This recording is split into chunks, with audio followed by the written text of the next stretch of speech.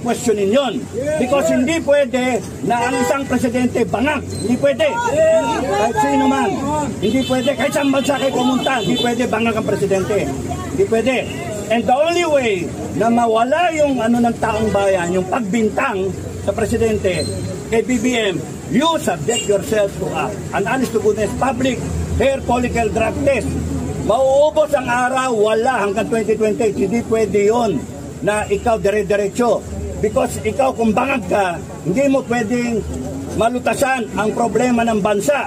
Yung bigas na pinangako mo, yung pagnanakaw na nangyayari, yung mga pinangako nyong bahay, at yung gera na nagbabadyang with China. Hindi pwede na tayo mapagera dahil sa bangag ka. Hindi pwede yun. Kaya kami, gusto namin sa FGF, maiwasan yan. Kasi hindi handa yung armed forces natin. Tutulong lang kami sa armed forces. Di ba, FGF?